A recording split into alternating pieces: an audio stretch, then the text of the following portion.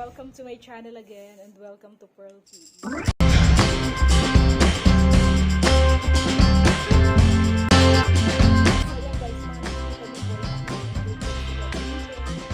Magluluto ko ngayon ng special bihon, okay? So, aside from the noodles, what are the other ingredients that we will be needing? We will be needing silver swan soy sauce, oyster sauce, canola oil, Baguio beans, the carrot, the onion and garlic, the garlic and onion, the cracked black pepper, the broth cubes, and last but not the least, I have here boiled chicken breast, okay? Pinakuloan ko siya, guys. Hihimayin ko to or i-chop-chop ko. And then, yung soup niya, yung pinakuluan nito, yun yung gagamitin kong broth sa pagluto ng bihon, okay? So, let's get started, guys. Let's go to the kitchen and let's start cooking. Pala, guys, yung sinasabi ko sa inyong pinakuluan ko ng chicken, okay? Yan yung broth. The broth na yan kumulo yung chicken breast. Okay, siya na yung gagamitin natin pansabaw. Maliliit. So, ito na siya. Yung chicken breast, chinap-chop ko na siya ng chicken breast. Chinap-chop ko na siya ng maliliit. Siya yung pangsahog natin sa bihon.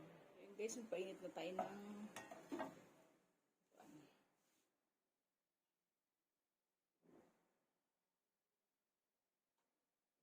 kapag mainit na guys ang kawali, ayan, time for us to put the oil.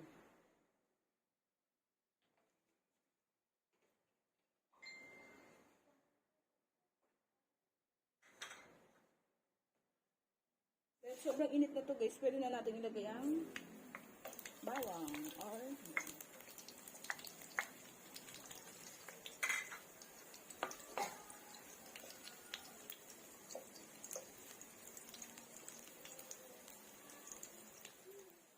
guys, ito na siya. Let's put the ibang bawang. Siya.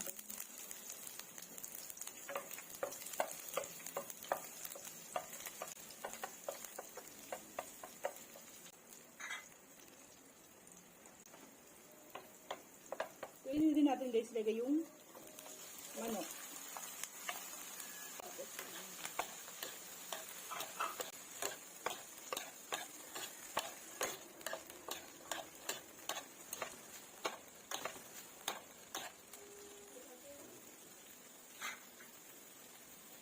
Timplahan natin, guys, ng toyo.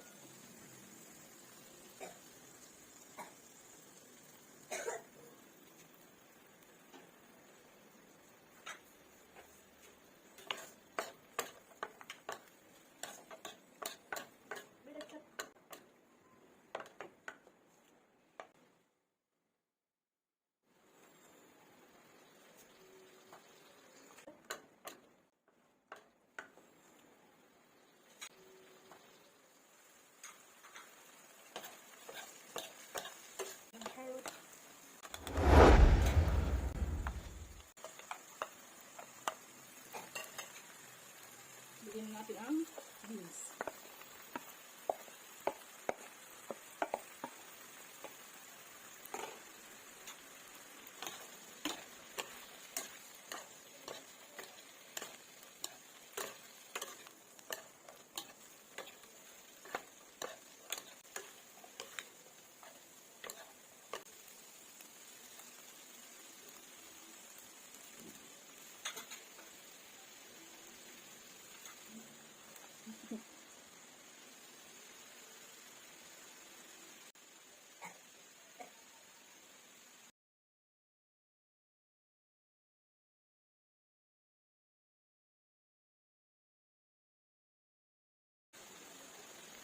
Takpan natin, guys.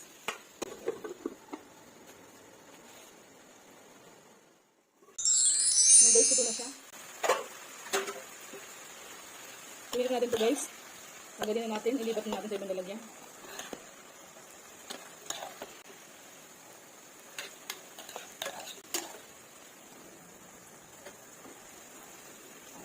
Pahinaan ng konti, guys, yung apoy. Lagyan na po natin, guys, yung sabaw. Para sa bihon. Papakuluan natin to, guys.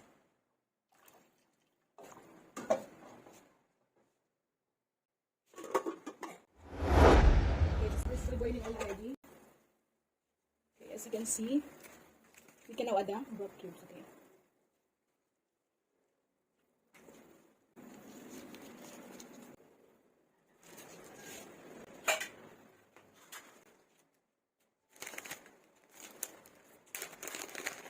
We can add the pepper.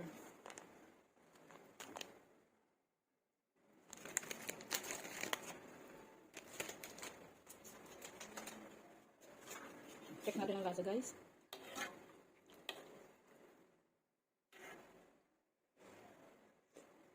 So yummy. Yummy. We can add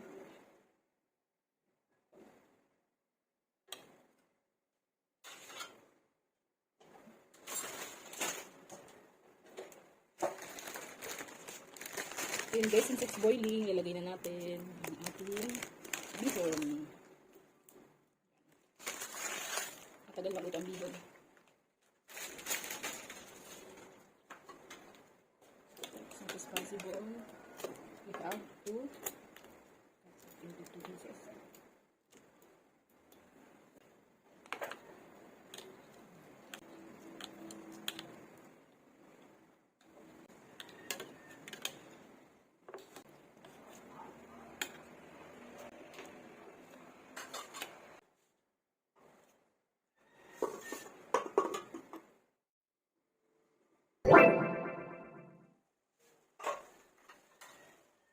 Guys, malambot na siya. Look. So, ready malambot. Pag tinakpan mo siya, guys, sabihin siya malambot. Diba? Look. Yung moist ng ano.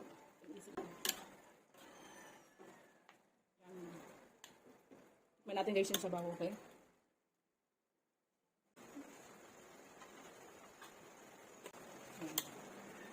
Pwede na natin guys idagdag yung sahog.